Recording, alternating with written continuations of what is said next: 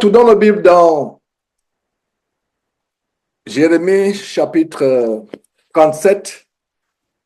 Nous continuons à partager ce grand livre. Il va nous rester 15 chapitres. Nous sommes presque à la fin de ce chapitre, selon que Dieu nous inspire. Et on a terminé le dimanche passé comment Dieu a donné une tâche tellement douloureuse selon la chair à Jérémie et à son serviteur, le secrétaire Baruch, de mettre sur écrit toutes les paroles que Dieu avait adressées à son peuple. Et avec des exemples concrets, séculiers, Dieu a mis dans mon cœur de vous démontrer la dureté de cette tâche, qui n'est pas une tâche facile, où la technologie de l'imprimerie n'était pas comme nous avons aujourd'hui. C'était une tâche difficile. Et après que Baruch, sous la dictée de Jérémie, eut écrit ce livre, le roi infâme coupa le livre avec son canif et le jeta au feu. Et Dieu donna l'instruction à Jérémie et à Baruch de réécrire à nouveau ce qui avait été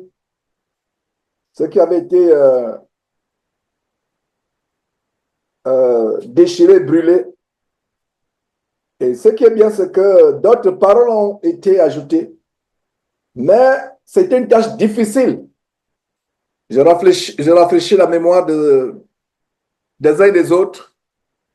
Et pour ceux qui se joignent pour la première fois à ces enseignements, surtout à cette étude approfondie, verset après verset de Jérémie, je vous conseille vivement d'aller suivre les parties précédentes. Et avant de commencer, j'aimerais rendre grâce à Dieu pour la persévérance des uns et des autres.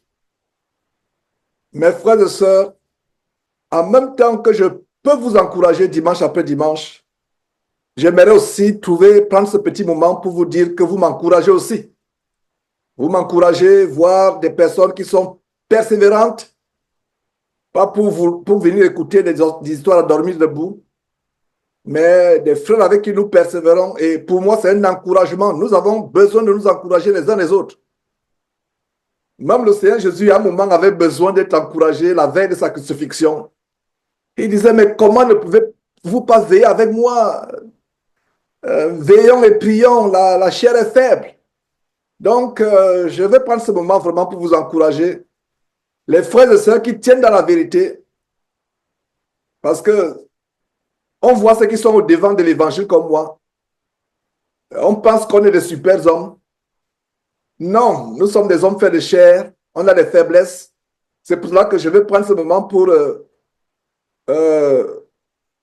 rendre grâce à Dieu pour vous, pour votre persévérance, qui est également une édification pour moi, un encouragement pour moi. Même celui qui porte la parole de Dieu doit à un moment être encouragé. Et il n'y a pas plus grand encouragement pour moi venant de vous que de voir des frères et sœurs qui, dimanche après dimanche, quelles que soient les occupations, la plupart d'entre nous, ce n'est que le samedi et le dimanche qu'on peut faire les choses qu'on n'a pas pu faire dans la semaine. Surtout dimanche. Il y a des courses à faire, il y a des choses à faire, mais vous mettez tout de côté pour venir suivre cet évangile et que Dieu se rappelle de vous par rapport à cela, par rapport à la fidélité que vous avez vis-à-vis de sa parole. Vis-à-vis de sa parole. Avec tout ce qui se passe aujourd'hui dans le monde, sur les réseaux sociaux, ces scandales des faux pasteurs, je vous assure que mon cœur ne peut pas être dans la joie. Je suis dans une affliction terrible.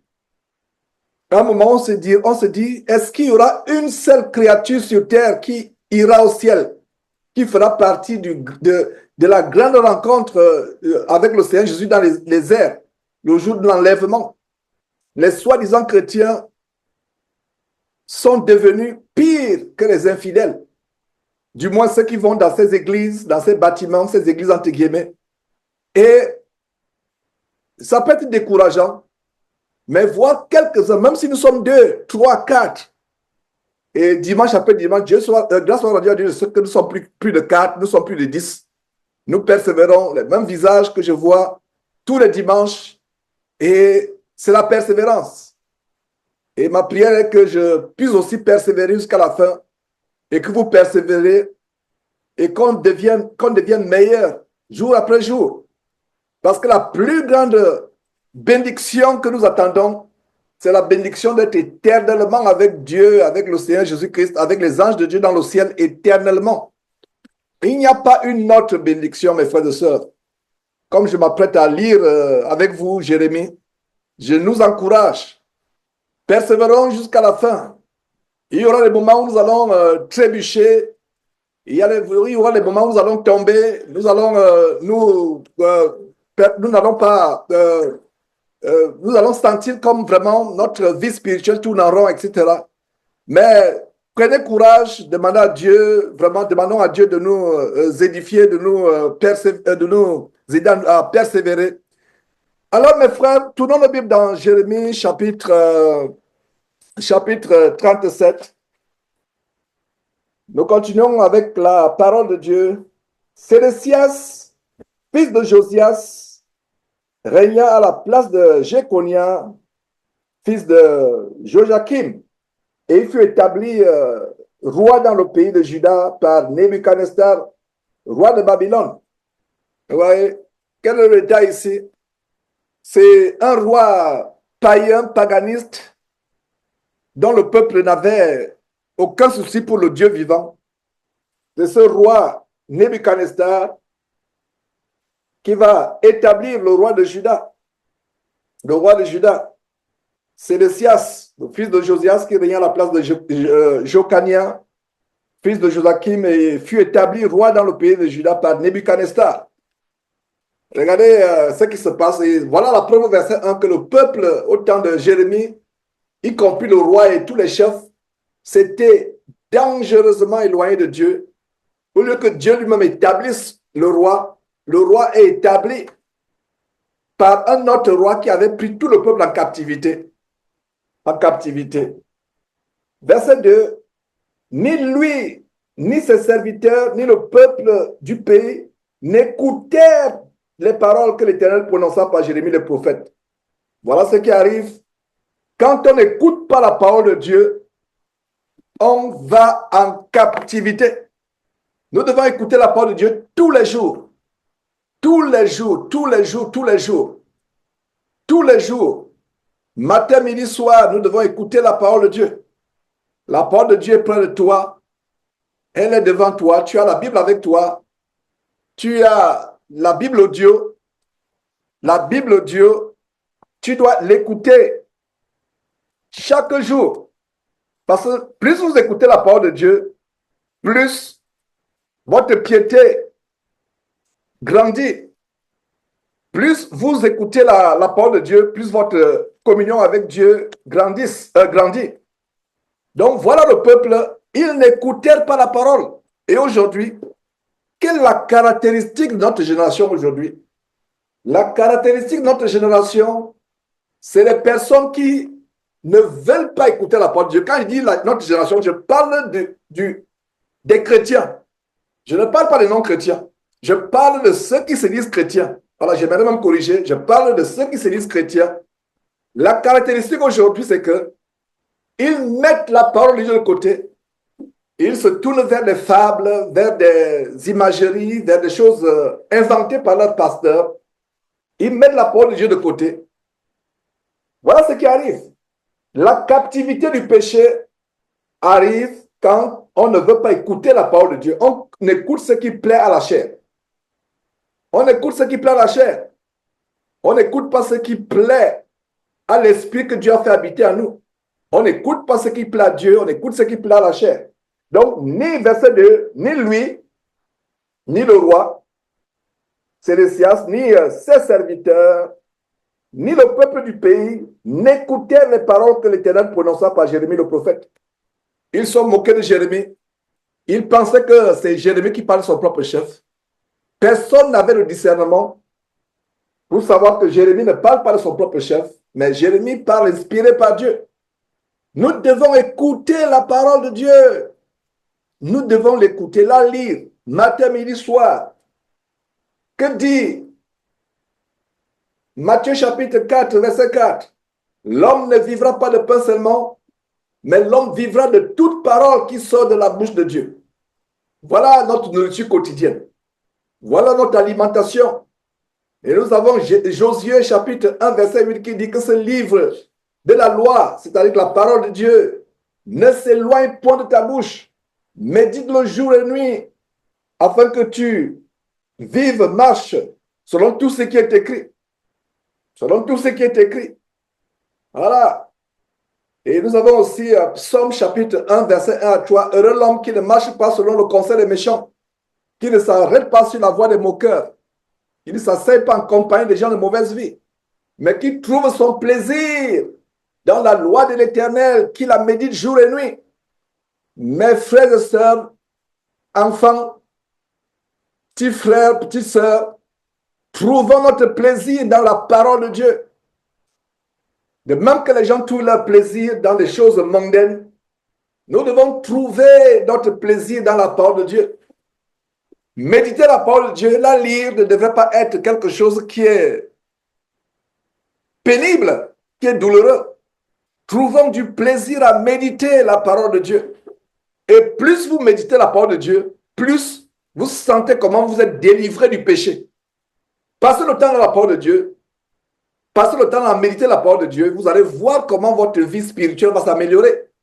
Et d'ailleurs, je vous donne ce petit bonus en Hébreux chapitre 3, verset 13. Hébreux chapitre 3, verset 13 qui dit, mais exhortez-vous. Voilà, lisons à partir du verset 12. Prenez garde, frères. Et c'est exactement ce qui est arrivé au peuple au temps de Jérémie. Ils se sont éloignés de Dieu. Alors, c'est la même mise en garde qui arrive aujourd'hui. Jérémie, le ministère de Jérémie, c'était pour qui? Pour le peuple de Dieu, soi-disant. Pour les gens qui s'étaient détournés de Dieu. Aujourd'hui, cette prédication de tous les jours, tous les dimanches, et depuis des années, et je rends grâce à Dieu pour la persévérance, c'est pour le soi-disant peuple de Dieu, ceux qui se réclament du peuple de Dieu, mais qui sont éloignés. Alors, Hébreux chapitre 3, c'est une parenthèse, verset 12. Prenez garde. Faites comment? Prenez garde. Prenez garde. Quand Dieu commence sa parole en disant, comme il m'envoie dans ce verset, prenez garde, ça veut dire que faites attention. Prenez garde que quelqu'un de vous n'ait le cœur mauvais et incrédule au point de se détourner du Dieu vivant. Et le verset 13 va nous montrer ce qu'il faut faire pour ne pas se détourner, pour éviter de se détourner du Dieu vivant. Beaucoup parmi nous se sont détournés de Dieu sans même s'en rendre compte. Sans s'en rendre compte. Ils continuent à aller dans les temples dimanche. Ils sont même dans les chorales, entre guillemets, des chorales des femmes. Et ils sont engagés dans l'œuvre, soi-disant, de leurs églises, de leur dénomination. Mais ils sont détournés de Dieu, ils sont éloignés de Dieu. Ils ne connaissent pas Dieu et Dieu s'est détourné d'eux, Dieu ne les connaît pas. Alors, prenez garde. Prenez garde, c'est faites attention. Faites attention. Faites attention. En anglais, on pourrait dire watch out, be careful. Be careful, pay attention.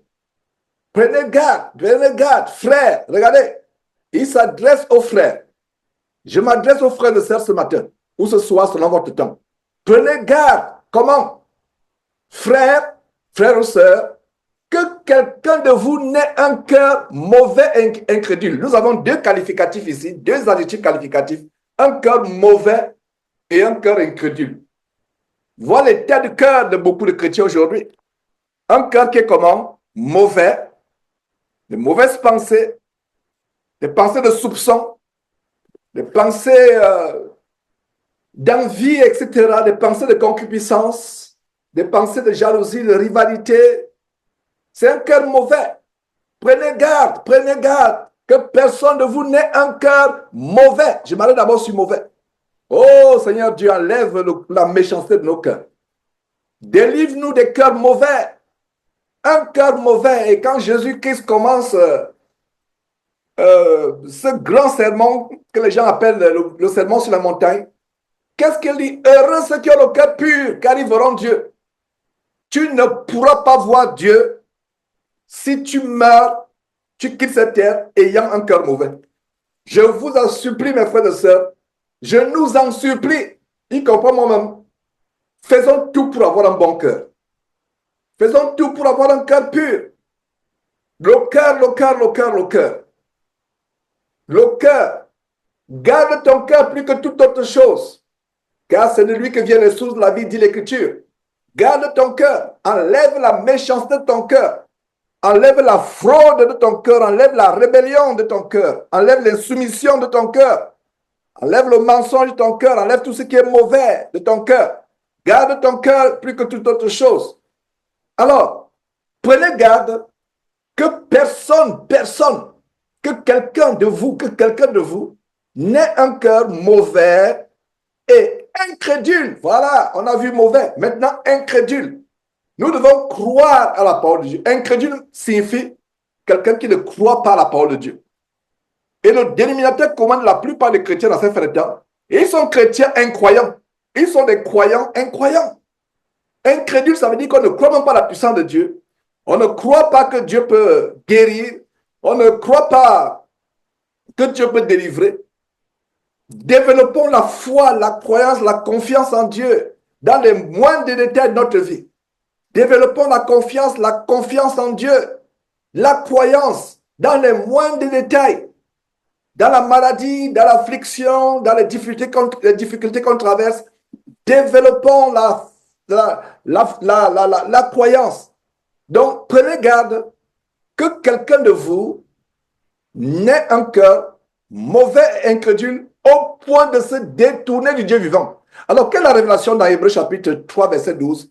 La révélation est que ce qui amène les soi-disant croyants à se détourner du Dieu vivant, c'est un cœur qui a deux qualificatifs.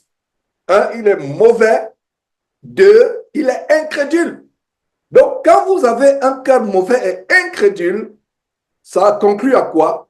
C'est une relation de causalité, de cause à effet. Ça entraîne quoi? Ça entraîne le détournement du Dieu vivant.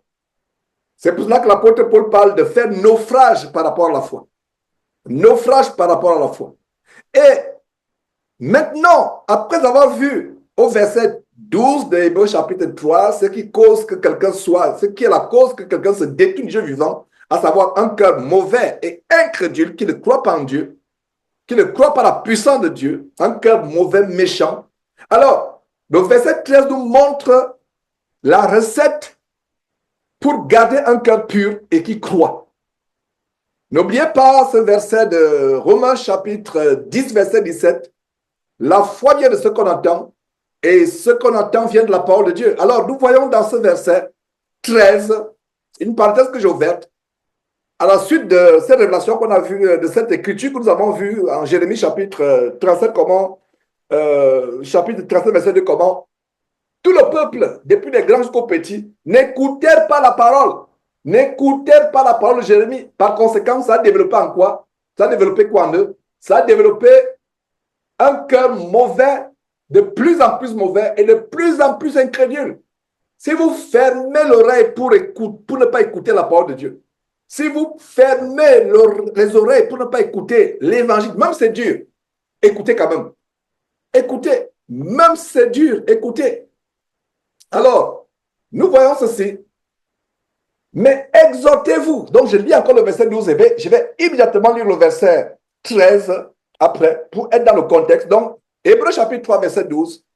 Prenez garde, frères ou sœurs, que quelqu'un de vous n'ait un cœur mauvais et incrédule au point de se détourner du Dieu vivant.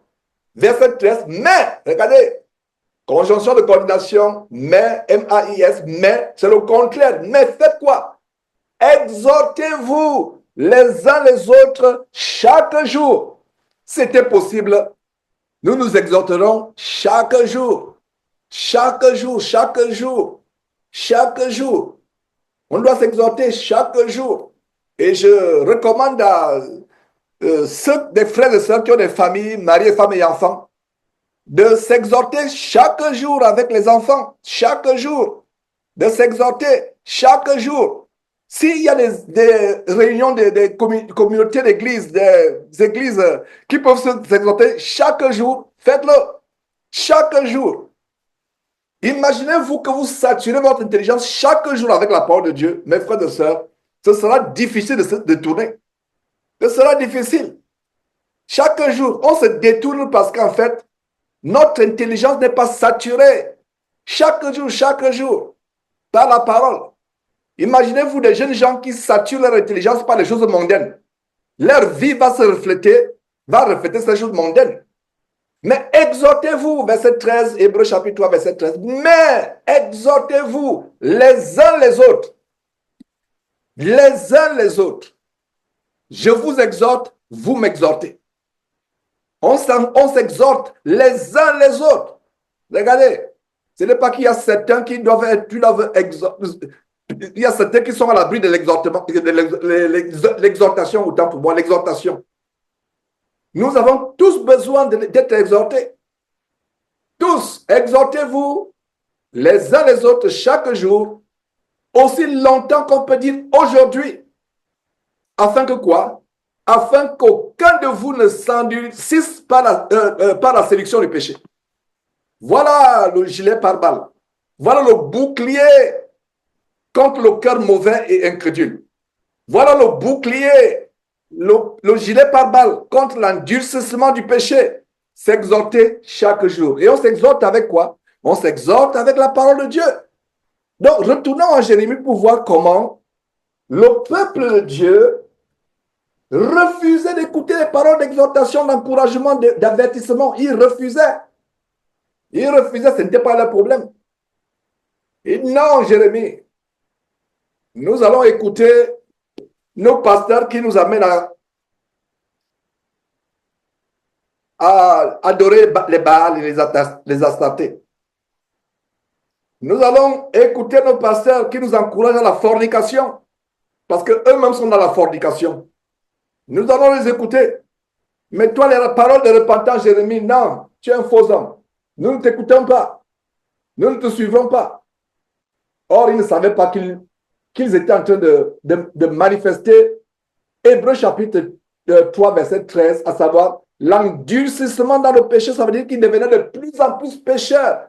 Leur cœur devenait de plus en plus mauvais. Voilà, mes frères et sœurs. Ma prière, c'est que dans cette génération, il y a un reste fidèle. Ce qui se passe là-dehors, c'est dégoûtant. Ce qui se passe là-dehors, c'est dégoûtant. Et vous voyez, ce sont maintenant les gens qui ne croient même pas en Dieu, qui font les vidéos pour exhorter les chrétiens par rapport à leurs faux pasteurs. C'est incroyable, c'est tellement affligeant. Vous voyez des influenceurs, c'est eux maintenant qui sont devenus des prédicateurs des chrétiens, qui sont tellement aveuglés par des faux pasteurs qui font des choses. Ils sont là. Et comment ces gens-là peuvent aller au ciel? Comment ces gens-là peuvent écouter l'évangile de délivrance? Et ma prière, vraiment mes frères et sœurs, c'est que il y a un effet d'embrasement, c'est-à-dire qu'un effet, je vais dire, que cet évangile se répande. Regardez quand vous jetez une pierre dans l'eau, suivez très bien cette image. C'est une image qui m'encourage et qui va vous encourager. Continuez à jeter de petits cailloux dans l'étang. Quand vous jetez un caillou dans l'étang, qu'est-ce qui se passe? Le petit caillou que vous avez jeté il y a des petites vagues qui se forment. Vous jetez un caillou, vous voyez des cercles. La nature nous enseigne des choses. Vous voyez des cercles qui se passent, des ondes jusqu'à ce que ces cercles qui se passent autour de l'impact où le caillou est tombé dans l'eau, vous voyez des cercles jusqu'à ce que ces cercles arrivent au rivage. Ça veut dire quoi? Un tout petit caillou jeté dans l'eau peut avoir un impact au point où ça va susciter des vagues ou des cercles qui vont atteindre les gens jusqu'à la berge. Ne nous décourageons pas. Ne nous décourageons pas, mes frères et sœurs. Nous devons continuer à persévérer. Alors, ni lui, verset 2, Jérémie chapitre 37, pour vous qui venez de vous joindre, nous poursuivons l'étude approfondie du livre de Jérémie que nous avons commencé depuis longtemps, plusieurs mois. Alors, Jérémie chapitre 37, verset 2, ni lui, regardez, ni le roi Sédécias, ni ses serviteurs, ni le peuple du pays n'écoutèrent les paroles de l'Éternel prononcées par Jérémie. Et j'aime vraiment cette précision, les paroles de l'Éternel prononcées par Jérémie. Il n'est pas dit les paroles de Jérémie, les paroles de l'Éternel prononcées par Jérémie. Jérémie n'était qu'un instrument. Nous prêchons l'Évangile. Ce n'est pas nous qu'il faut regarder. Regardez plutôt les paroles de Dieu, les paroles éternelles qu'il nous donne de prononcer. Verset 3. Le roi Sédécia envoya Jucal, fils de Chélémia, et Sophonie, fils de Maïséja, le sacrificateur, vers Jérémie le prophète, pour lui dire, intercède en notre faveur auprès de l'Éternel, notre Dieu. Oh, c'est ce qui se passe aujourd'hui. Les gens demandent les prières au pasteur, mais ne veulent pas la parole de Dieu. Ça, c'est incroyable. Le verset 2 dit, ni lui, ni les serviteurs, ni le peuple du pays n'écoutèrent pas les paroles de l'Éternel, mais le même roi qui a fermé ses oreilles et son entendement aux paroles de l'Éternel par Jérémie, c'est le même roi qui s'empresse, qui envoie quelqu'un, Jucal, vers Jérémie le prophète, lui dire, intercède en notre faveur auprès de l'Éternel notre Dieu. Intercède. Dieu n'existe pas les pécheurs. Il peut arriver que Dieu délivre un pécheur pendant qu'il est en train de commettre un péché. J'ai pris le cas de l'apôtre Paul dernièrement. Il était en route pour commettre le meurtre contre les chrétiens, pour commettre l'infamie contre les chrétiens. C'est là où il a été saisi par Jésus-Christ. Ça, c'est des cas exceptionnels. Et d'ailleurs, je ne peux pas prendre le cas de Paul dans ce contexte parce que Paul n'a pas demandé, n'a pas prié. Il a été saisi malgré lui. Mais il y a des chrétiens aujourd'hui, ils ne veulent pas écouter la parole de la repentance, mais quand il y a un problème, c'est le premier à voir des pasteurs, à faire la chasse aux pasteurs à travers le monde pour les délivrances. Verset 4. Donc voilà, ils ne veulent pas écouter la parole de Dieu. Mais le roi envoie quelqu'un dire, voilà, que Jérémie intercède en notre faveur auprès de l'Éternel que Dieu. Verset 4. Or, Jérémie allait et venait parmi le peuple. On ne l'avait pas encore mis en prison. On va le mettre en prison comme on va voir par la suite. Mais là, on n'avait pas encore mis en prison. Donc, il allait et venait de manière libre, comme un homme libre. Et qu'est-ce que nous voyons? L'armée de Pharaon était sortie d'Égypte et les Chaldéens qui assiégeaient Jérusalem, ayant appris cette nouvelle, s'étaient retirés de Jérusalem. Voilà. Ils apprirent tout ce qui se passait. Toutes les paroles, même eux, ils étaient attentifs.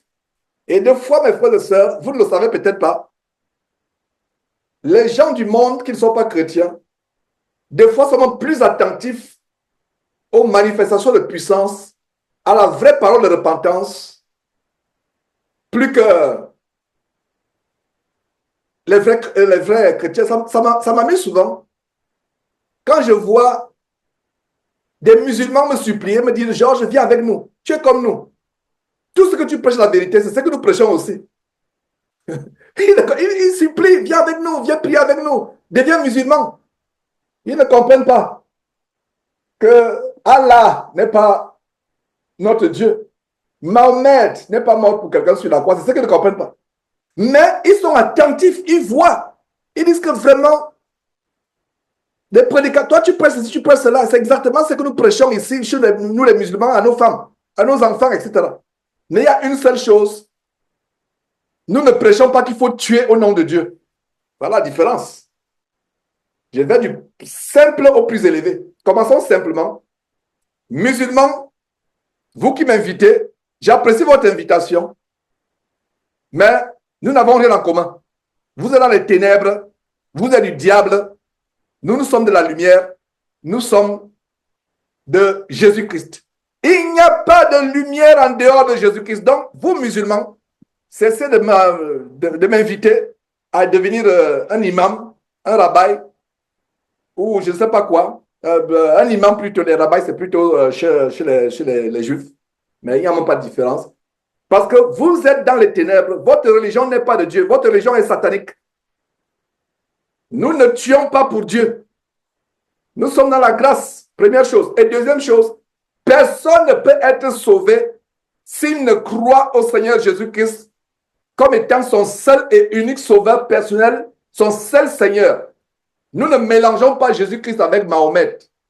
Mahomet n'est pas mort sur la croix pour qui que ce soit. Mahomet est enterré et ses atomes, les atomes de son DNA, les atomes de sa poussière sont quelque part dans le monde. Les atomes de la poussière de Jésus-Christ ne sont nulle part parce que mon Seigneur Jésus-Christ est ressuscité. Il est assis au ciel, dans les lieux célestes, à la droite de Dieu son Père. C'est pour cela que j'adore Seigneur vivant. Il y a ce cantique que nous aimons chanter. Les enfants savent comment j'aime ce cantique. I serve a risen Savior. J'adore un sauveur vivant qui est sorti de la mort. I serve a risen Savior. Voilà. J'adore un serviteur. Je sers un sauveur vivant. Je ne vais pas servir quelqu'un, Bouddha qui est encore dans la poussière. Je ne sais même pas si Bouddha a existé. J'adore le Fils de Dieu. Je sers le Fils de Dieu vivant. Je ne sers pas des divinités, des anges déchus, des hommes mortels. Donc voilà. Pourquoi je le dis? Même l'armée de Pharaon,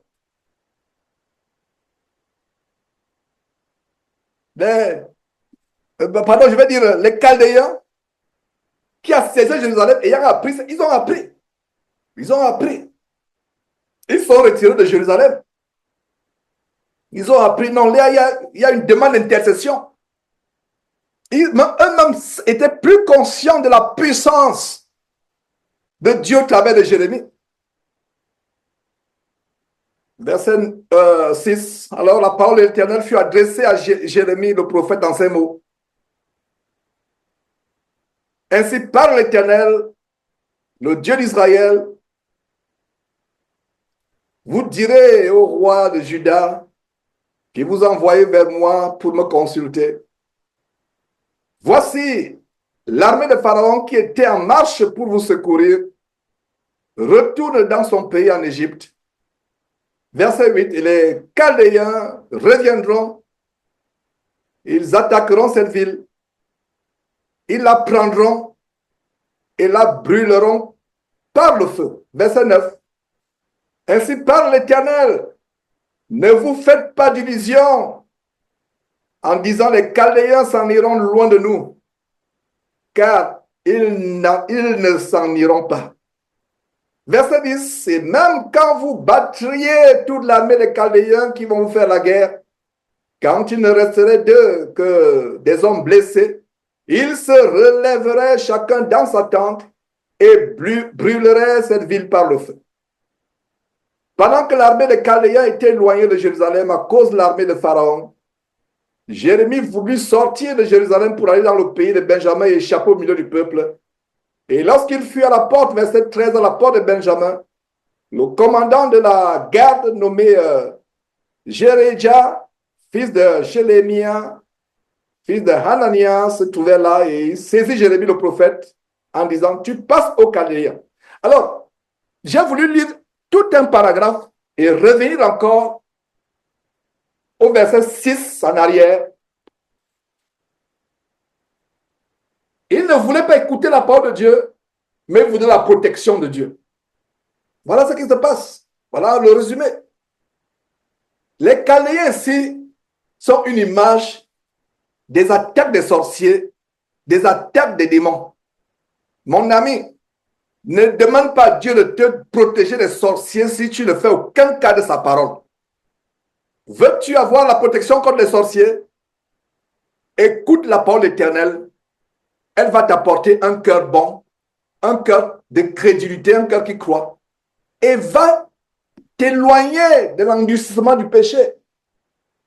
Vous savez, ce qui fait peur aux sorciers et aux démons, parce que Chaldéen ici, nous quand nous disons Chaldéen, dans ce temps de la fin, en 2025, dans quelques jours, 2026, si le Seigneur Jésus ne revient pas entre temps, dans quelques jours là, en 2025-2026, montrez-moi les Chaldéens dans le monde. Ils sont où? Nulle part, n'est-ce pas? Montrez-moi l'armée de Pharaon. Mais vous et moi, quand nous lisons aujourd'hui, à cette seconde même, ces versets, je vous donne l'explication de Chaldéen et l'armée de Pharaon. Ce sont les démons, nos ennemis spirituels. Les sorciers opèrent avec quoi? Avec les démons. Donc, nous mettons les sorciers dans la catégorie des ennemis spirituels. Parce qu'ils opèrent avec les forces occultes pour nous attaquer. Je vais vous donner un grand conseil qui va vous encourager à être dans la sanctification. Quand les sorciers voient, ou les démons, quand ils disent sorcier démon, c'est la même chose, parce qu'un sorcier ne peut pas être sorcier sans démon. Pour être un sorcier, il faut s'être exposé aux forces démoniaques qui donnent les pouvoirs de sorcier. J'espère que vous me comprenez. Alors, je vous donne un grand secret, une grande révélation. La sorcellerie ne peut pas attaquer véritablement quelqu'un. Je vais corriger. Quand il dit attaquer, je veux dire, la sorcellerie ne peut pas vaincre. Je corrige parce que nous serons attaqués. Il faut que je corrige. Écoutez très bien. Vous pouvez être attaqué. Le diable rôde contre un lion rugissant, cherchant qui terrasser. La Bible dit, ils nous feront la guerre, mais ils ne vaincront pas. Les sorciers et les démons vont nous faire la guerre. Mais vous savez pourquoi ils ont la victoire dans la vie de certains chrétiens et non pas la victoire dans la vie d'autres chrétiens? Les chrétiens qui sont victorieux dans les attaques contre les démons et les sorciers. Je vais dire, dans les attaques venant des sorciers et des démons, c'est ceux qui sont plongés dans la parole de Dieu qui a transformé leur vie. Qu'est-ce qui se passe dans le domaine spirituel? Un sorcier ou une sorcière n'arrive pas à attaquer un chrétien. Non, non, n'arrive pas. Je n'aimerais pas vous confondre davantage. Attaquer, ils vont attaquer matin, midi, soir. Mais je corrige en disant, vaincre un chrétien. Un sorcier ou un démon ne pourra pas vaincre, terrasser un chrétien qui est dans la sanctification, qui est dans la piété, la crainte de l'Éternel. Qu'est-ce qui arrive? Et beaucoup l'ont expérimenté, même dans les témoignages. Pour que le sorcier t'attaque, il va commencer à te séduire à distance par les mauvaises compagnies. Votre collègue, sans que vous sachiez, sera un instrument des sorciers à distance pour t'amener à repartir dans les cafés, boire du vin, t'enivrer et regarder les femmes. Une voisine du quartier, une ancienne camarade que tu vas rencontrer sur Facebook va t'amener à refaire le commérage dont tu as été délivré. Mais tu es là, tu ne sais pas que c'est les sorciers ou les démons qui sont en train de baisser tes gardes, de t'affaiblir pour te frapper. Oh, mes frères, si vous pouviez comprendre la profondeur de ce que je suis en train de vous expliquer.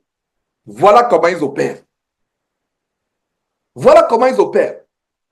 Pour qu'un sorcier t'attaque, regardez, les Chaldéens, l'armée de Pharaon pouvait être victorieux, même ceux qui devaient être blessés devaient se relever dans chacun pour brûler la ville. La plus grande protection contre les sorciers, c'est être en communion avec Dieu. C'est s'éloigner du péché. Si vous ne le saviez pas, les sorciers utilisent la stratégie quand ils voient qu'ils ne peuvent, ils lancent des flèches ou des fleurs. À la limite, c'est peut-être une égratignure. La flèche n'a pas été envoyée pour vous donner une égratignure. La flèche a été envoyée pour vous tuer. Mais quand la flèche est envoyée, il n'y a qu'une petite égratignure. Il y a des fois, vous avez raté une chute terrible. Vous tombez, vous relevez, vous pensez que c'est tout votre corps qui est écrasé, que vos os sont brisés en 1000 morceaux. Il y a peut-être une petite égratignure sur le coude. Vous vous levez. Si vous n'avez pas le discernement, sachez que vous avez échappé à une bombe de sorciers. Il y a des fois, une voiture vient en allure, vient cogner la vôtre. Un gros boom, vous pensez que c'est vraiment... Les gens pensent qu'il y aura peut-être 2, 3 morts, etc. Vous sortez de votre véhicule, vous regardez. Il n'y a qu'une petite égratignure. Vous dites, mais c'est pas possible que, un, nous soyons sortis vivants de cette collision. Deux, non seulement nous sommes sortis vivants, mais il y a une petite égratignure. Tu vas à la maison, tu prends le gasoil, tu essuies. Personne ne sait même pas qu'on t'a cogné. Personne ne sait qu'on t'a cogné. Il y a des cas comme cela. Bien de fois, les coups lancés par l'ennemi nous donnent tout simplement, ça nous effleure tout simplement. Dieu a déjoué les attaques. Dieu a déjoué. Dieu a déjoué. Vous ne savez pas ce qui se passe quand nous dormons. La protection que nous avons. Alors, je vous révèle une stratégie des sorciers. Les sorciers arrivent à... Ils veulent vous attaquer, vous tuer, exterminer votre famille. Ils vous utilisent vous-même. Ça commence par la séduction. Toi qui ne regardais pas les choses impures sur Internet, tu te retrouves en train de regarder les choses impures. Mon frère, ma soeur, il te fait une révélation, une grosse attaque est en train d'arriver. Surtout ceux qui sont exposés à la sorcellerie, etc. Il y a des choses que tu vas abandonner. Petit à petit, tu commences à revenir sur ces choses. Donc, le verset d'Hébreux chapitre 13, verset 3 qu'on a vu est tellement grand. Je relis ce verset 13. Mais exhortez-vous les uns les autres chaque jour, aussi longtemps qu'on peut dire aujourd'hui, afin qu'aucun de vous ne s'endurcisse par la séduction du péché. Il y a un danger dans la séduction du péché. Vous êtes faible. Vos défenses anti-démoniaques, vos anti-activités démoniaques, anti-activités démoniaques sont baissées. Vous n'avez plus la protection de Dieu. Vous êtes sorti du parapluie. C'est la même chose. Parlant du parapluie, imaginez-vous que vous avez un parapluie que vous tenez et qu'il y a une pluie qui tombe. Chaque goutte de cette pluie, c'est un poison. Hypothèse d'école. Hypothèse d'école. Chaque goutte qui tombe, c'est un poison. Votre main tient fermement. Vous traversez le village, le quartier avec votre parapluie. Aucune goutte ne vous touche. Mais qu'est-ce qui va se passer? Un moustique va venir piquer la main qui tient le parapluie pour vous déséquilibrer, pour que vous voulez vous glatter, etc. Et à vous grattant, vous perdez même de grip en français. C'est-à-dire que la main qui maintenait le parapluie, et voilà, vous êtes mouillé. C'est exactement cela qui se passe sur le plan spirituel. Quand vous avez commencé à marcher avec Dieu, il n'y a plus possibilité de marche arrière. Puis ces paroles vous encouragent à persévérer. Donc, voyez comment le peuple sédécias, le peuple soi-disant de Dieu, ne voulait rien entendre des paroles de Dieu, de l'Éternel envoyé par Jérémie. Mais ils disent, Jérémie, prie pour nous. Prie pour nous. C'est ce qui se passe aujourd'hui. Il y a des fois, nous recevons des demandes de prière. Ah, vraiment. Et vous voyez, avec la flatterie, ça commence homme de Dieu. Pour titiller la chair, je dis, s'il te plaît, quand je vois déjà homme de Dieu, je dis, non, appelez-moi Georges, s'il vous plaît. Georges, tout simplement. Soit homme de Dieu là, laissez la flatterie. Je suis Georges, je ne suis rien. Ah oui, d'accord, Georges, vraiment, on vient là, prie pour nous, parce que ce qui se passe, ok, pourquoi prier? Qu'est-ce qui se passe? Ah, vraiment, je suis dans cette église-là, etc. Mais comment ça, tu n'as pas vu ton pasteur pour qu'il prie pour toi? Ah, avec tout ce qu'il enseigne, avec tout ce qu'il dénonce, je ne pense pas que ces prières peuvent... Avec tout ce que tu dénonces, je ne pense pas que ces prières... Mais alors, pourquoi tu viens pour que... Tu es toujours là-bas? Ah oui, c'est difficile de partir de là-bas. C'est difficile. Déjà, quand les gens partent là-bas, il est maudit. Donc, je n'ai pas envie d'être maudit. Je fais semblant quand même. Mon cœur n'est plus là-bas, mais je fais semblant. Je fais semblant, je continue à dîmer, je donne mes offrandes, je suis là-bas. Mais je dis, mais mon ami, dis-lui d'aller prier pour toi. Ah non, je ne crois pas à ces prières. Il sort avec les femmes à gauche, à droite. Il est impudique. Il est vraiment, c'est un débauché. Mais c'est un débauché. Tu fais quoi là-bas alors si c'est un débauché? Sors de là, repens-toi. Et je n'ai même pas besoin de prier pour toi.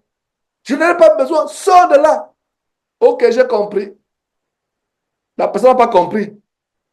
D'une manière ou d'une autre, vous allez suivre, voir que la personne est toujours là. Peut-être vous allez même apercevoir la personne se dandinant dans une chorale de la même église.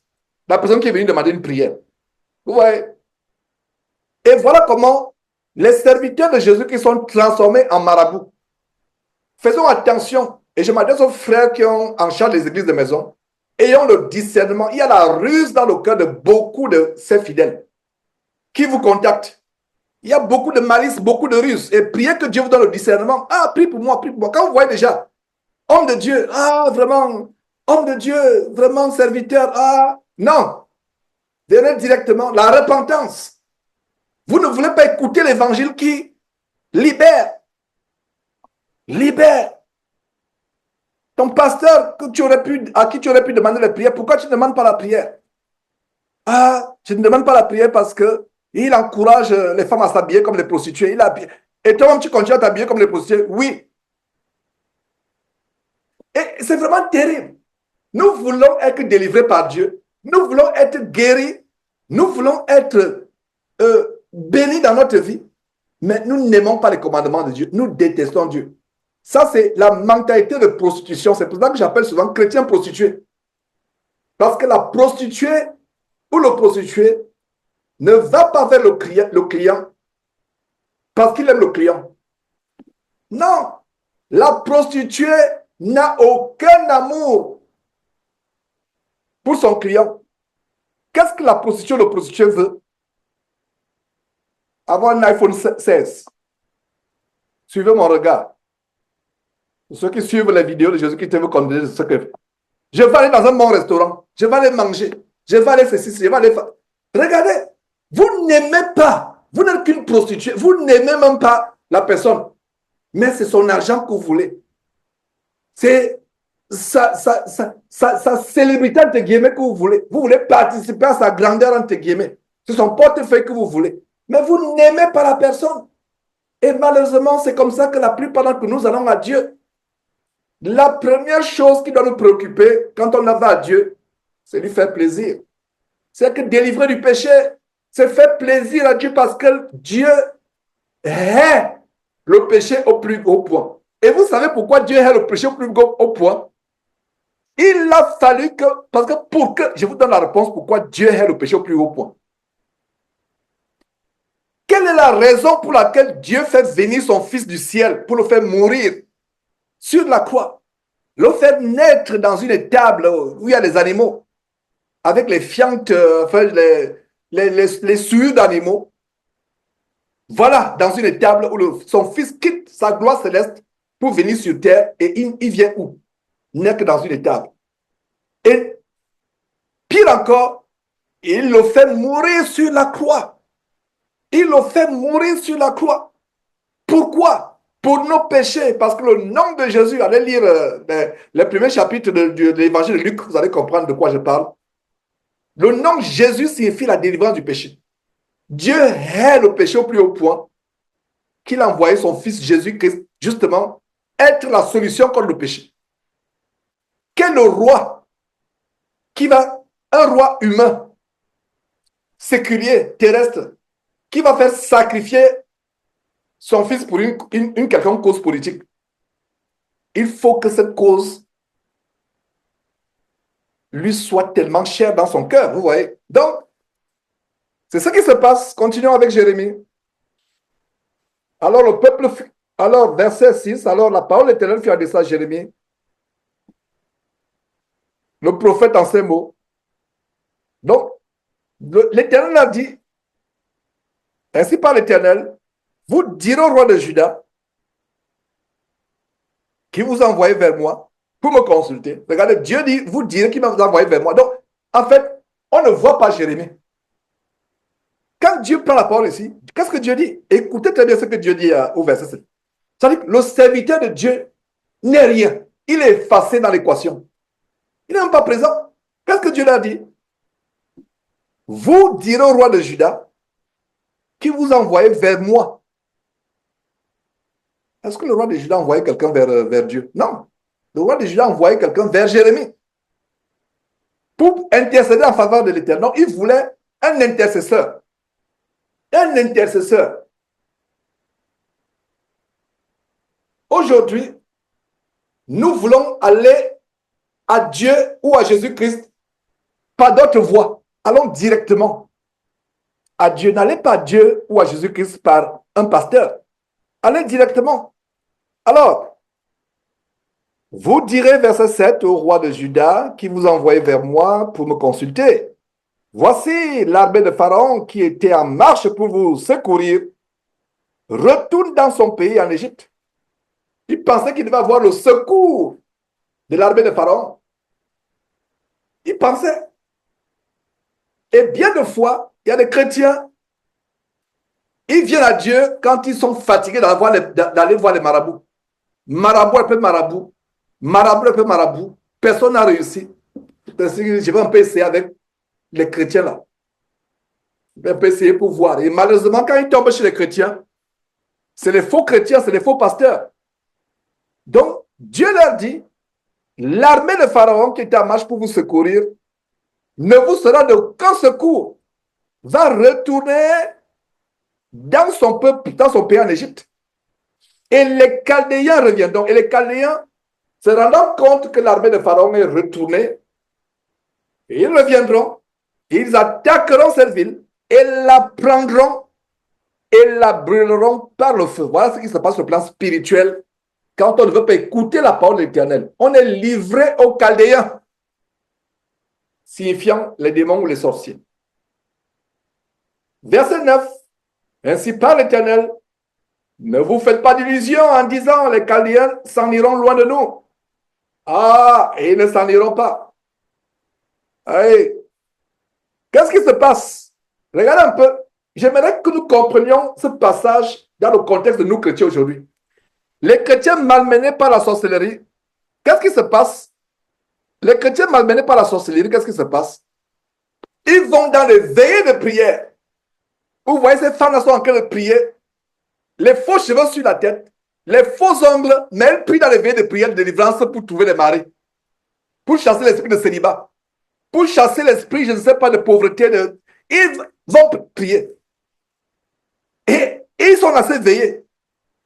Dans quelques jours, c'est la nuit de la traversée. Le concept magique de traversée. On va traverser d'une année à l'autre année. Et toutes les années, ils traversent. C'est le même problème. Si le temps nous permettait, je vous assure que on vous montrerait année après année les mêmes personnes qui étaient dans cette nuit de traversée avec les mêmes problèmes. C'est les mêmes qui sont encore là. Alors, vous allez dans cette nuit de veillée, vous dites, soi-disant pasteur, on va être délivré de tous des esprits de célibat, des esprits de stérilité, des esprits de, de chômage, peu importe. Les gens qui vont chez ces pasteurs pour des choses terrestres, mondaines, séculières. Mais qu'est-ce qui se passe? Le pasteur vous dit, non, ça va aller, vous êtes bénis, etc. Mais il ne vous montre pas les bases de la repentance, le dépouillement.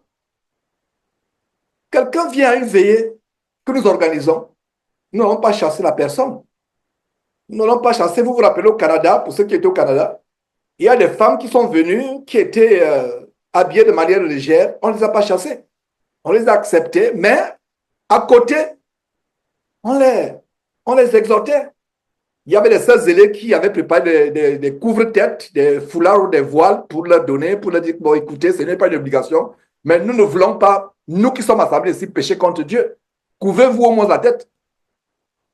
Ils étaient là, personne ne les a chassés. Mais on leur a prêché le dépouillement. Je me rappelle ce couple qui est venu, ils ont fait un stop. Ils ont appris qu'on serait dans la ville, dans la petite ville de Saint-Gabriel de Brandon. Donc, le couple a fait un stop. Nous voulons, vraiment, nous allons faire un stop. Là-bas, effectivement, ils ont fait un stop. Ils traversaient le Canada. Mais ils sont passés par le village, donc ils ont fait un stop. Ah, prie pour moi, etc. Non, ce n'est pas la prière. J'ai exhorté le couple. Et pendant que j'étais là, Dieu m'a révélé qu'il y avait un problème dans leur couple, l'insoumission de la femme. Et j'ai parlé à la femme directement, instantanément. J'ai dit, soumets-toi à ton mari et les choses iront bien dans votre foyer. Respecte ton mari. Je parlais à la femme devant, je crois, sa mère ou la mère du mari. Je crois que c'était sa mère, ou je ne me rappelle pas. Donc, j'ai exhorté avec amour. Je ne te juge pas, on ne se connaît pas. Mais ainsi par l'Éternel. Vos prières n'ont aucun sens. Vous mettez la charrue avant les bœufs. Commencez d'abord à vous dépouiller, vous repentir. Vous n'avez pas besoin de mes prières. Donc, qu'est-ce qui se passe? Dans ces veillées de prière, ces croisades, vous voyez des gens, des hommes et des femmes, des hommes avec des longs cheveux, des faux cheveux, des féminins sur la tête, des personnes habillées comme des... Vraiment, l'apparence extérieure de débauche. Il y a cet adage courant, cet adage qui dit, l'habit ne fait pas le moine. Vous savez comment je leur réponds? Mais n'est-ce pas par le moine, n'est-ce pas par l'habit qu'on reconnaît le moine? C'est ça. Parce que vous dites que l'habit ne fait pas le moine, mais le moine, non, pourquoi c'est que ça, c'est un moine franciscain? Parce qu'il a cette longue toche avec une corde. C'est ça. Mais une femme qui n'est même pas prostituée, il y a des femmes, elles s'habillent comme le monde, c'est une bonne femme. Vraiment, c'est une femme, elle est soumise à son mari, c'est une femme qui ne manque pas, mais elle s'habille comme une prostituée parce que c'est comme ça que les gens s'habillent. Elle ne trompe pas son mari, elle ne va pas dans un homme, mais son habillement peut l'amener à être confondu. À être confondu. Pourquoi on reconnaissait les disciples de Jésus-Christ, Pierre et autres, quand ils marchaient? Par leur langage, par leur façon d'être. Donc, toi, femme, tu t'habilles comme les prostituées. Donc, si quelqu'un pense que tu es une prostituée, la personne n'a pas tort. Et laissez-moi vous dire qu'il y a des femmes là dehors qui sont habillées comme les prostituées parce que c'est comme ça que la culture ambiante apprend à la femme de s'habiller. Mais il y a aussi des femmes qui sont là couvertes matin, midi, soir. Tu ne vois même pas le talon de la chaussure. Quand elle met une robe, ça balaye le sol. Mais le cœur est méchant. Le cœur est rempli de méchanceté. Voilà encore. Donc vous voyez, l'apparence, c'est-à-dire qu'une femme peut être couverte. Un homme, je ne vais pas continuer à tirer seulement sur mes soeurs en Christ. Mes soeurs en Christ, détendez-vous. Même nous les hommes. Quelqu'un peut avoir la parole de piété. Vous voyez par exemple un homme habillé avec un jean déchiré comme un fou parce qu'il veut imiter la société, mais en lui, il n'y a pas de fraude. Il déteste le mensonge, mais on va quand même le reconnaître par la manière de s'habiller. Mais à l'opposé, vous voyez un homme, il passe là avec sa Bible, il est pieux, mais dans sa vie secrète, vous ne savez pas les abominations qu'il fait dans sa vie secrète. Mais nous devons avoir l'apparence, l'extérieur, pas l'apparence, c'est un lapsus. Vous devez avoir l'extérieur qui convient.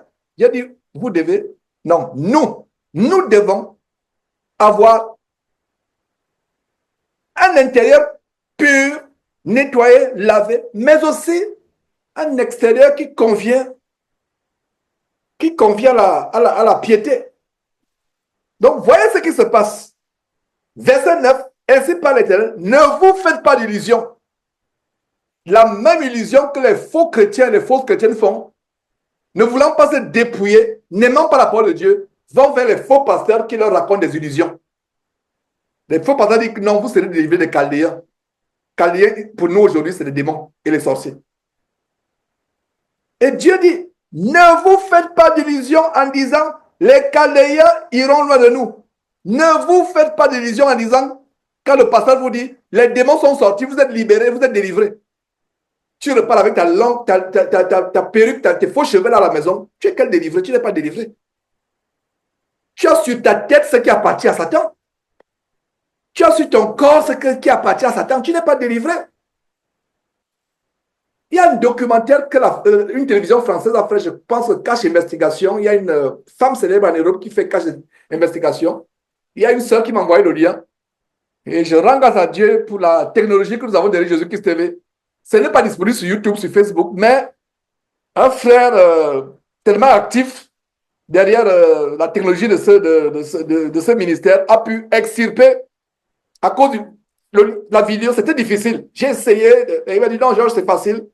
Voilà la vidéo que tu recherches. Quelques minutes après, c'était difficile. Ce n'était pas sur YouTube, ce n'était pas sur Facebook. Mais on a pu. Dès qu'il a eu le lien, il m'a seulement envoyé. Il m'a dit voilà la vidéo en entier. 52 minutes de comment une télévision française expose le mouvement évangélique en France. Eux-mêmes, ils étaient tellement choqués, ils disent que nous avons été piégés. Le pasteur a du mal à dire que l'homosexualité est mauvaise. Il veut jongler, afin, il met fin à l'interview. Il arrache le micro, il remet le micro, il sort de la salle en courant. Il dit, vous m'avez piégé. C'est terrible. Et voilà des choses.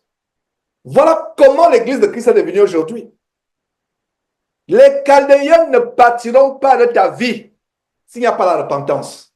Avant de continuer, je précise encore que les sorciers et les démons ont peur d'un chrétien qui vit dans la sanctification. Voilà ta protection. Toi qui me suis aujourd'hui, depuis des années, tu dis la sorcellerie, les sorciers, commence à te dépouiller. Il y a d'autres qui vont me dire, mais frère, regarde, je me suis dépouillé, les sorciers sont toujours là.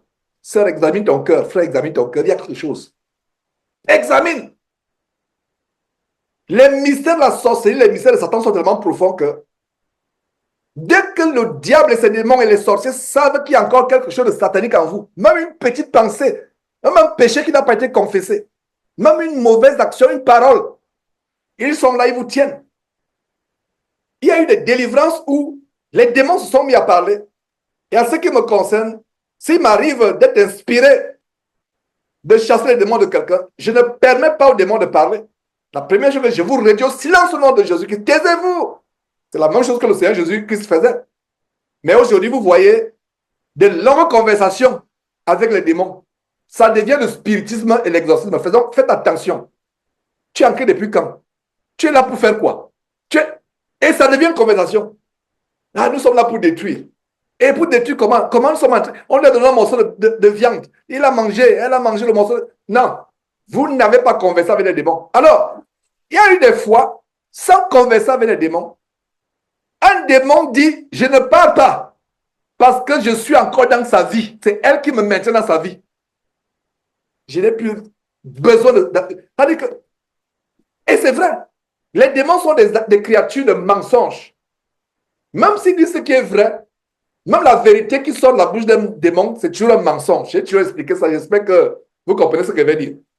Mais il y a une vérité. Je ne parle pas parce que j'ai le droit de rester dans sa vie. Donc, à partir d'aujourd'hui, vous qui voulez la délivrance de la sorcellerie, des démons, etc., n'ayez dans votre vie, sur votre corps ou dans votre cœur, rien qui appartienne à Satan et vous serez délivré. Voilà. Regardez, est-ce que vous saviez que le verset 9 est une belle illustration des chrétiens aujourd'hui qui ne veulent pas se dépouiller, qui vont vers les faux pasteurs, et les faux pasteurs disent non, vous êtes délivrés. Vous êtes... Et qu'est-ce que Dieu dit? Non. Ne vous faites pas d'illusions en disant que les Chaldéens s'en iront de vous. Ne vous faites pas d'illusions en écoutant les faux pasteurs qui vous disent les démons sont sortis. Non. Ne vous faites pas d'illusions.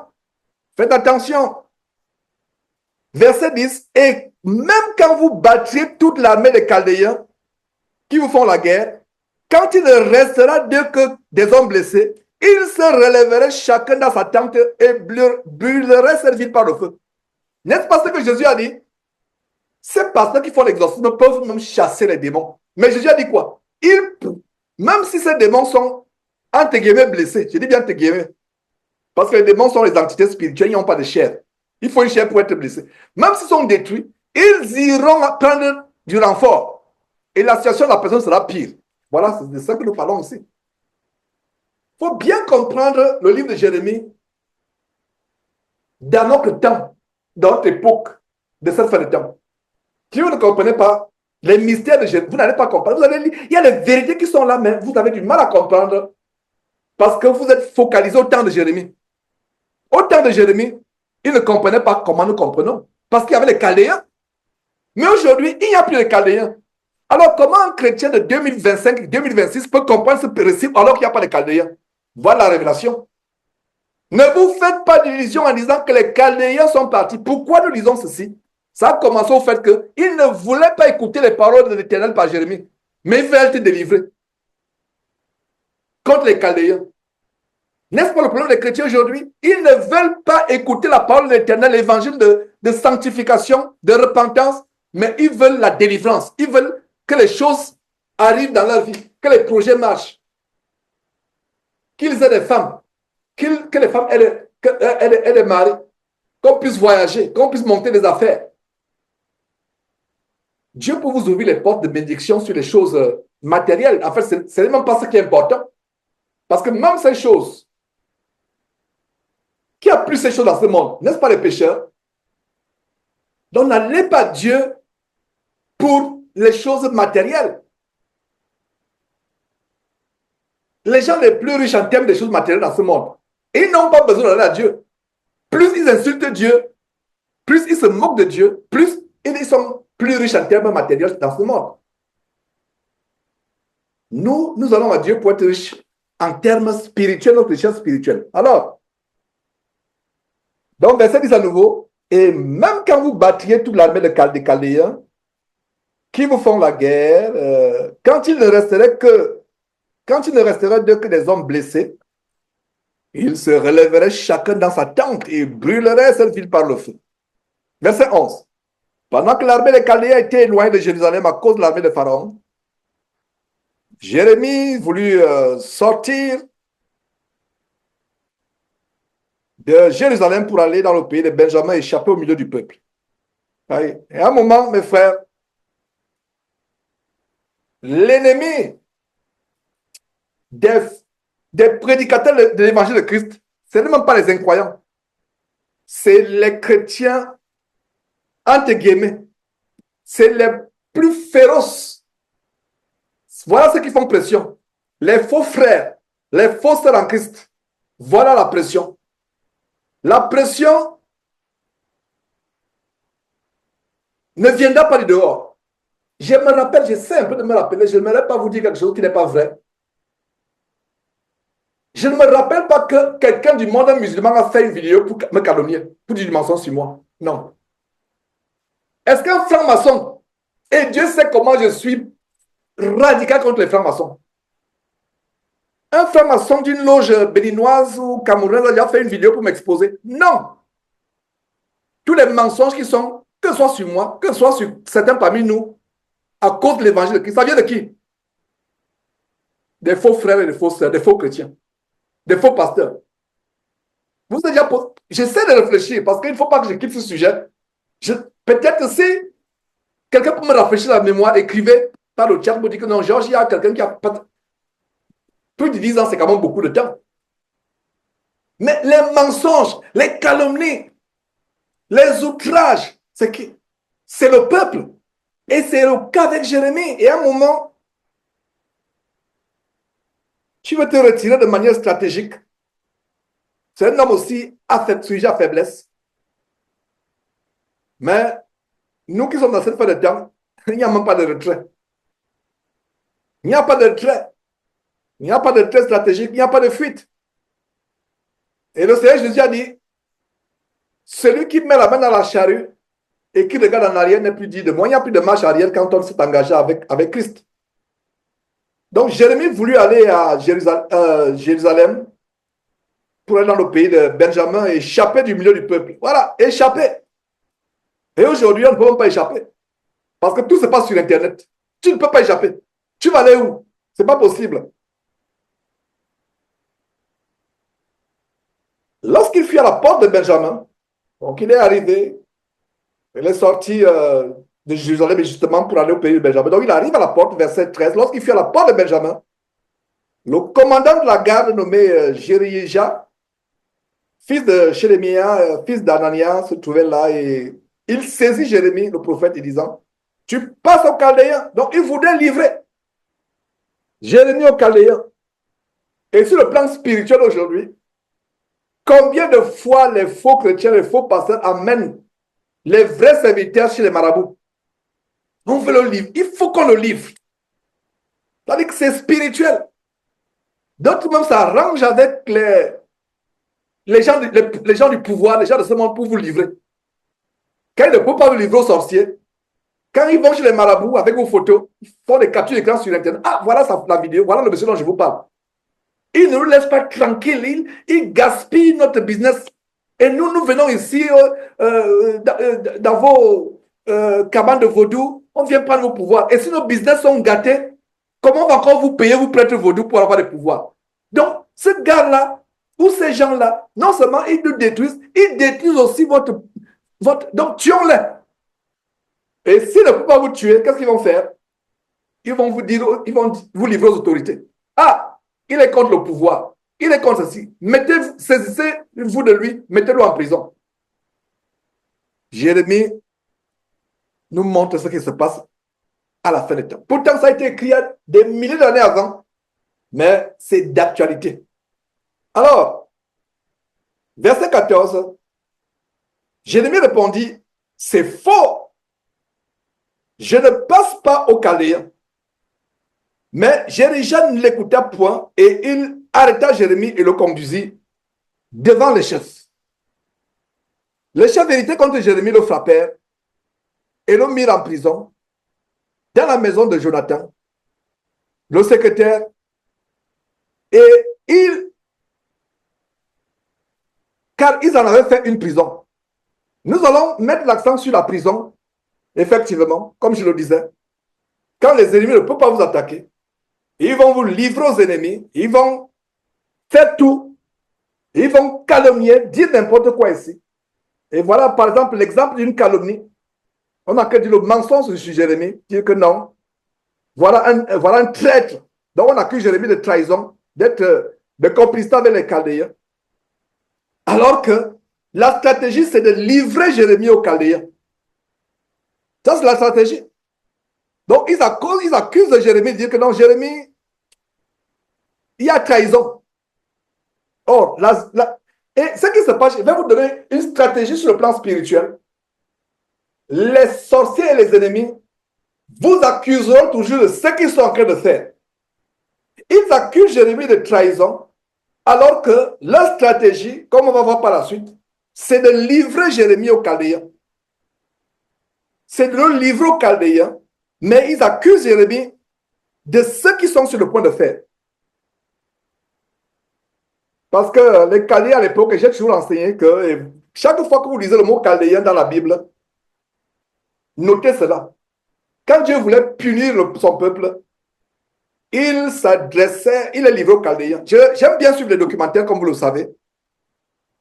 Je suivais un documentaire sur la vraie histoire des Indiens américains. C'est-à-dire que les Native Americans, comme on dit, les natifs américains.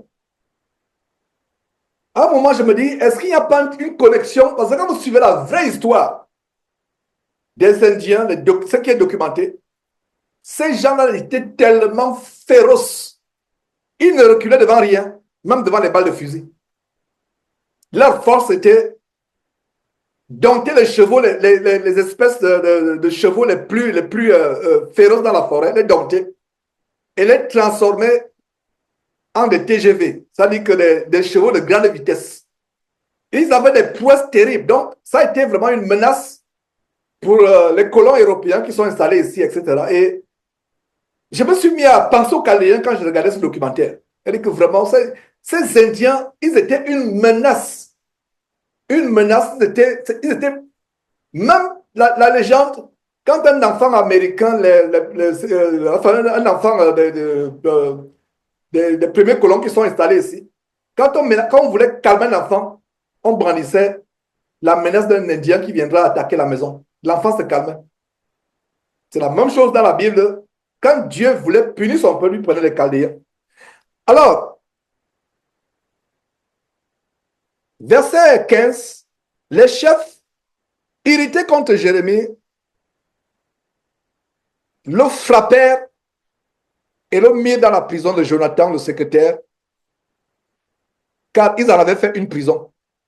Donc voilà comment la maison de Jonathan est transformée en prison et c'est dans cette maison que Jérémie sera jeté. Il le frappe. Verset 16. Ce fut ainsi que Jérémie entra dans la prison et dans les cachots. Il y resta quelques jours, c'est ça? Non. Il y resta longtemps. Et quand Dieu dit longtemps, c'est longtemps.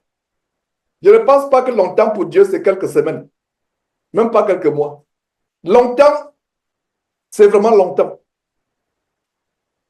Plusieurs mois peut-être, mais pas quelques jours, pas quelques semaines. Pas quelques semaines. Pas quelques jours. Longtemps. Verset 17, le roi Sédécias l'envoya chercher et l'interrogea secrètement dans la maison. Il dit, y a-t-il une parole de la part de l'Éternel? Secrètement. Souligné secrètement.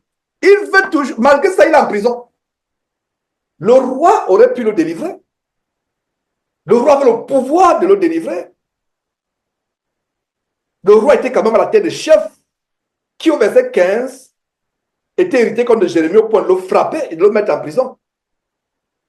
Mais le roi secrètement va le voir parce que le roi, quelque part, savait que cet homme est de Dieu. C'est un encouragement pour vous, frères, qui est dans le service pour notre maître à tous, le Seigneur Jésus-Christ. Sachez une chose, tous les faux chrétiens, vous pensez que vous n'êtes pas de Dieu, mais quelque part, même un franc-maçon, même un sataniste, même un sorcier va savoir que dans celui-là, ce qu'on voit dans le monde mystique, nous ne voyons pas ça ailleurs. Les autres pasteurs nous ressemblent. Nous sommes collègues avec les autres pasteurs, mais lui-là, il y a une lumière qui l'environne qui n'est pas dans notre univers ici. Il y a une force qui l'environne qu'on n'a jamais vue. Il n'est pas comme nous. Ce qui prêche, ça peut être difficile, mais c'est la vérité qui prêche. Nous sommes dans l'univers du mensonge. Mais lui, c'est la vérité qui prêche. C'est ce qui se passe avec le roi. Mais le roi aussi, et de fois, regardez sur le... Là, maintenant, c'est la politique. Je n'aimerais pas vous perdre dans la politique. C'est le dernier de nos soucis. Mais de fois, il y a des intérêts politiques. Parce que les chefs qui ont fait emprisonner Jérémie, ce sont les mêmes chefs qui, s'ils font fusion, alliance, peuvent terrasser le roi Sédécias, le faire partir. Donc, il y a des alliances, il y a des stratégies. Pourquoi le gouverneur Pilate a préféré se laver les mains? Vous voyez, il a préféré. Il a dit, vous voulez qu'on vous libère un brigand, Barsabbas, et qu'on mette à la place de Jésus? Ok, prenez-le, mais il fit venir je ne sais pas, une calebasse, une assiette, oui, plein d'eau, une cuvette, et il s'est lavé les mains. Il a dit que je suis pur du sang de cet homme. Donc, faites-en ce que vous en voulez, mais je ne suis pas avec vous. Il pouvait libérer Jésus-Christ. Et bien entendu, je ne parle même pas du plan de Dieu. C'est-à-dire que je ne parle pas du plan de Dieu qui devait s'accomplir. Ce n'est pas possible qu'il libère, qu'il ait libéré le Fils de Dieu parce que c'était le plan de Dieu. Mais à supposer qu'il avait humainement à cœur de le faire, il y a des intérêts politiques. Et c'est le manque avec Sédécias. Il envoie chercher Jérémie et il interroge secrètement. Il veut les visions et les révélations. Il vient secrètement. Il est avec eux. C'est la même chose que je vous ai dit, la même chose que je vous ai dit tout à l'heure, précédemment. Des chrétiens qui viennent demander des prières, mais qui ne sont pas prêts à sortir de ces fausses églises, mais ils viennent secrètement. Est-ce que ton pasteur sait que tu es venu me demander une prière? Ah, s'il sait, je serai excommunié. Mais pourquoi tu ne t'excommunies pas toi-même? Ah, je ne sais même pas. C'est là-bas où je suis depuis des années, etc. On ne comprend pas. Ouais. Donc, secrètement, dans sa maison, il dit, y a-t-il une parole de la part de l'Éternel? Je vous assure que j'ai ri déjà en lisant ce verset. Y a-t-il une parole? Oh, Jérémie avait l'ironie. Il était ironique. Jérémie répondit, oui, il y a une parole. Il y en a. Écoute, il y a une parole. Tu seras livré entre les mains du roi de Babylone. Voilà la parole. Voilà la parole. Oh, mes frères et sœurs, être un prophète, de Dieu demande du courage et de l'audace. Oh roi, oh, tu veux une parole? J'en ai. Et tu peux entendre? Et, ok, là voici, j'ai une parole. Tu seras livré entre les mains du roi de Babylone. Ça ne s'arrête pas là. Jérémie essaie de plaider sa cause. Il ajoute d'autres paroles. Jérémie dit encore au roi de Sédécias, en quoi ai-je péché contre toi, contre tes serviteurs et contre ce peuple pour que vous m'ayez mis en prison? Verset 19. Et où sont vos prophètes qui vous prophétisent en disant, le roi de Babylone ne viendra pas contre vous, ni contre ce pays? Ça nous rappelle quoi? Ah, 2026, c'est ton année de gloire. Amen. 2026 n'est pas l'année de la délivrance, de la masturbation ou de l'adultère. Les gens ont la démangeaison d'entendre les choses agréables. Donc, ils étaient énervés contre Jérémie parce que Jérémie prophétisait contre les intérêts. Les faux pasteurs prophétisent pour les intérêts de leurs ouailles, de ceux qui aiment les attendre. Et laissez-moi vous dire une chose. Faux pasteurs, si vous m'écoutez, vous allez faire dans quelques jours, dans 3 jours plus exactement, des veillées de traversée. Mais à vous, faux pasteurs, écoutez-moi. 2026, nous n'observons pas les temps et les années, nous les vrais chrétiens. Mais laissez-moi vous dire que vous, faux pasteurs, 2026 sera une année cruelle pour vous. Certains vont mourir. Il y aura davantage de scandales, pas possible. Ça n'a même pas commencé. Donc, pendant que les pasteurs, dans 3 jours, écoutez-moi, vous qui êtes sur Facebook, je ne sais pas si vous êtes encore connectés sur Facebook ou on a signalé. Voilà, je vois que vous êtes connectés. Vos pasteurs là, écoutez très bien, coupez cette partie. 2026 sera une année cruelle. Parce que des chrétiens comme moi et les frères qui sont rassemblés actuellement, nos cœurs pleurent chaque jour, matin, midi, soir, de ce que le nom de Dieu est piétiné, insulté, éclaboussé par ces faux pasteurs. En même temps que la grâce, la porte de l'arche de Noël des temps modernes, qui est la grâce par Jésus-Christ, est encore ouverte, Dieu ne permettra pas que son nom soit éclaboussé. Vous allez voir des pasteurs devenir fous. Vous allez voir des femmes de pasteurs venir déclarer des choses terribles sur leur propre mari.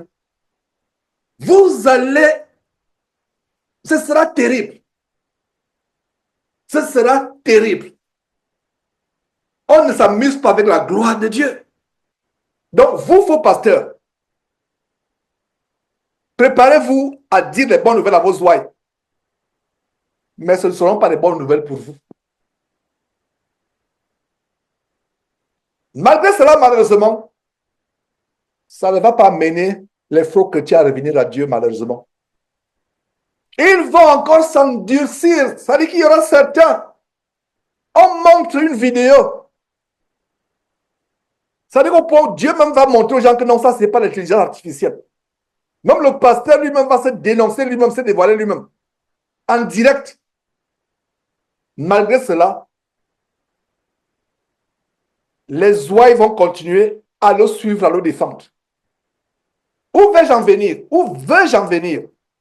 La puissance d'égarement de 2 Thessaloniciens chapitre 2, versets 10 à 12 ou 11 à 12, cette puissance d'égarement fera encore davantage de dégâts. Vous allez voir des chrétiens de plus en plus aveuglés. Ce n'est pas de bonnes nouvelles pour ces faux pasteurs en 2026, ni pour leurs ouailles. Des scandales pas possibles ont éclaté. Mais ça ne va pas mener les gens à la repentance. Les gens seront plus encore amenés. 2026, mes frères et sœurs, sera une année où les incroyants auront peur des chrétiens plus que toute autre chose.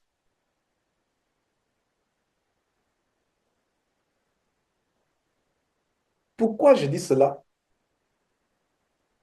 Prions pour qu'il y ait un reste fidèle.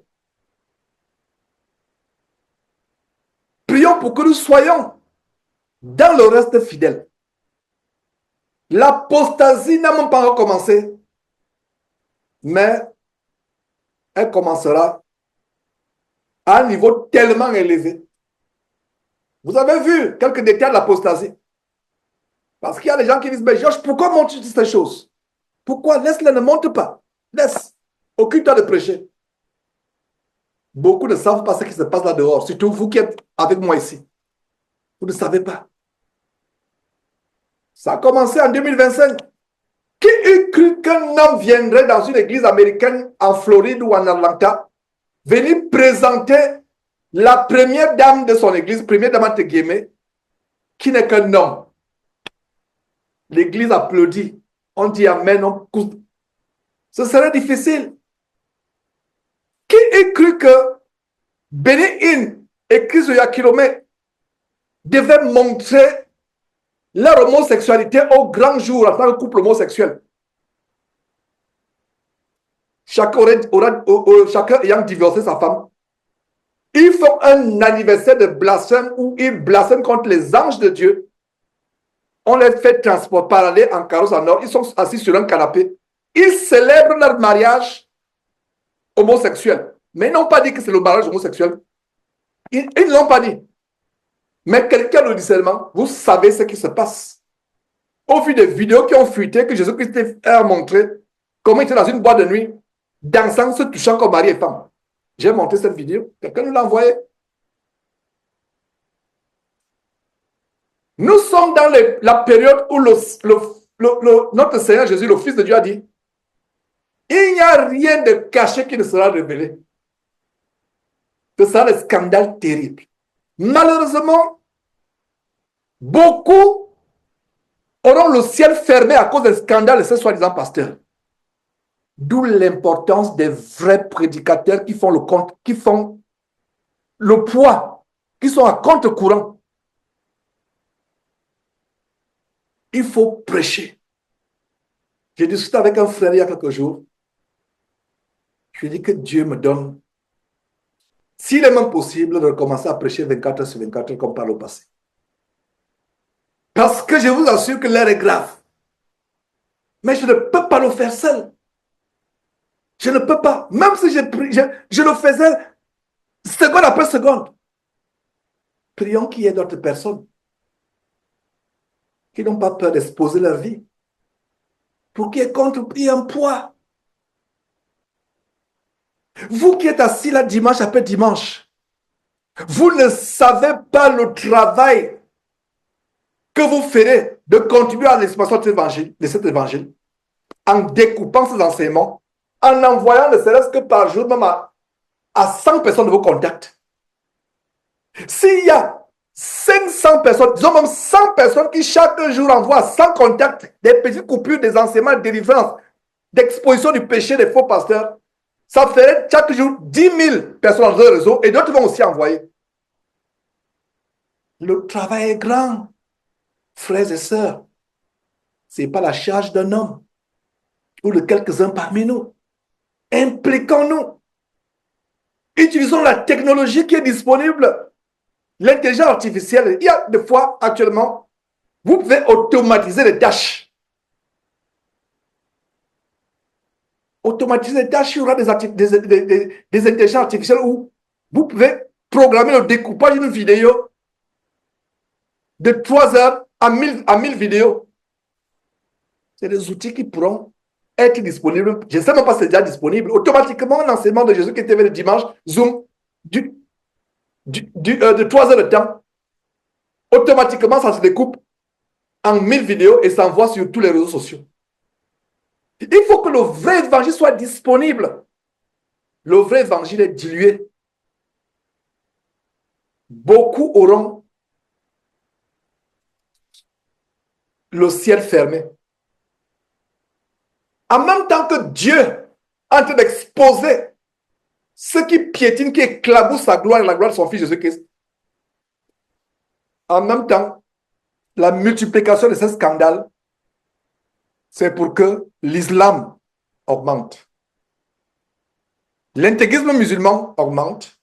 Le yoga, le bouddhisme, ou pour la plupart des frères qui sont en Afrique, la montée du culte des ancêtres. Voilà ce qui se passe aujourd'hui. Quand je vais sur YouTube voir les commentaires, je dis que voilà, je vous parle des musulmans qui m'invitent. Il y a d'autres personnes qui disent, mais, oh, pauvre Georges, mais viens adorer tes ancêtres, voilà, c'est Dieu des Blancs que tu es en train de prêcher depuis des années. Voilà ce qui se passe, voilà votre Dieu. Reviens carrément chez tes ancêtres. Ils ne comprennent pas que Jésus-Christ n'est pas le Dieu des Blancs. Ce n'est pas question de blanc. Son père n'est pas question de blanc. En Christ, il n'y a ni blanc, ni jaune, ni noir, ni vert, ni bleu, ni violet. Au ciel, il n'y aura pas de couleur de peau. Tous les hommes seront transformés à l'image de gloire du Seigneur Jésus-Christ. L'éclat du corps ressuscité est tellement resplendissant que mes frères et sœurs, elle ne peut pas être limitée à une couleur. Ce n'est pas possible. Ce n'est pas possible. Ce n'est pas possible. 2026 s'annonce difficile. Beaucoup parmi nous vont perdre la foi, malheureusement. Il y a certains que vous voyez fidèles ici dimanche, vous ne les verrez plus. C'est pour cela que nous avons lu Hébreux chapitre 3 que je lis encore, versets 12 et 13. Prenez garde, frères ou sœurs, que quelqu'un de vous n'ait un cœur mauvais et incrédule au point de se détourner du Dieu vivant. Mais exhortez-vous les uns les autres chaque jour, aussi longtemps qu'on peut dire aujourd'hui, afin que personne ne s'endurcisse par la solution du péché. Retournons dans Jérémie et terminons. Nous sommes à la fin. Le roi l'envoya, verset 17, le roi Sédécia l'envoya chercher, il l'interrogea secrètement dans sa maison et dit, y a-t-il une parole de la part de l'Éternel? Jérémie répondit, oui, tu seras livré entre les mains du roi de Babylone. Voilà la parole. Quel courage! Tu seras livré. Il n'y a pas de bonne parole pour toi. Il n'y a pas de percée financière en 2026. Il n'y a pas le visa pour les États-Unis qui cherchent depuis 10 ans. Le miracle va s'accomplir. D'ici mars, tu l'auras. Il n'y a pas ça. Il n'y en a pas. Tu seras de plus en plus livré aux démons. Faux chrétiens.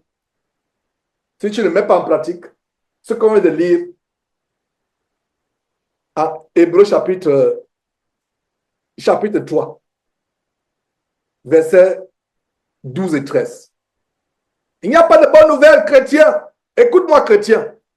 Il n'y a pas de bonne nouvelle pour toi pour 2026. Il n'y a pas de bonne nouvelle. Va dans tes nuits de traverser avec tes faux cheveux sur la tête, avec tes bling-bling, avec des talons de 10 cm. Prépare déjà tous tes bijoux, aligne-les, va la nuit de traverser. Lève tes mains avec toutes sortes de couleurs aux ongles pour dire que l'année, tu es en train de traverser. Tu ne traverses, tu ne vas nulle part. Ça va s'empirer. Tu seras livré au roi de Babylone de plus en plus. Il n'y a qu'une seule chose que tu peux faire, soi-disant chrétien et soi-disant pasteur. Repends-toi. Viens au Seigneur Jésus-Christ véritablement. Il n'y a pas de bonne nouvelle. Verset 18, Jérémie dit encore au roi Sédécias, en quoi ai-je péché contre toi, contre tes serviteurs et contre ce peuple, pour que vous m'ayez mis en prison? Verset 19. Et où sont vos prophètes qui vous prophétisaient en disant le roi de Babylone ne viendra pas contre vous, ni contre le pays? Verset 20. Maintenant écoute, je te prie au roi, mon Seigneur, et que mes supplications soient favorablement reçues devant toi, soient favorablement reçues devant toi. Ne me renvoie pas dans la maison de Jonathan, le secrétaire, de peur que je n'y meure. Oui. Le serviteur de Dieu est dans un état de faiblesse dans la chair, au point où il se met à intercéder en faveur du roi. Que personne m'appelle après la réunion, dit, ben Georges, pourquoi il n'a pas prié? Nous sommes des hommes. Nous sommes sujets à faiblesse. Donc, pas de question que pourquoi il n'a pas prié Dieu au lieu de supplier le roi. Est-ce qu'il a été libéré? Il n'a pas été libéré de la prison. Verset 21. Le roi Sédécias ordonna qu'on garda Jérémie dans la cour de la prison et qu'on lui donna chaque jour un pain de la rue des boulangers jusqu'à ce que tout le pain de la ville fût consommé. Ainsi, Jérémie demeura dans la cour de la prison. Jérémie pouvait se retrouver dans la prison, mes frères et sœurs, mais c'était l'homme le plus libre de toute la région. Beaucoup qui sont libres sont prisonniers des démons et des sorciers. Pire encore, sont prisonniers du péché qui est en train de les entraîner en enfer. On peut être physiquement en prison à cause des ennemis de l'évangile, de la foi qui veulent nous terrasser, nous détruire, mais être tellement libre, être des hommes tellement affranchis en Jésus-Christ. En Jésus-Christ, il n'y a pas de prison.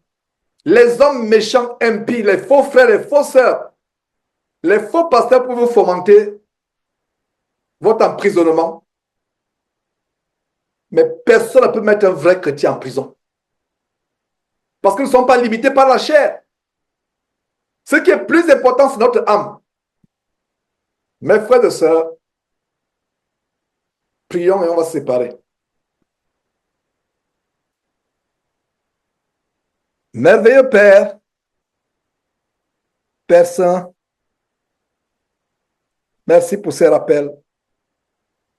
Merci pour ces exhortations.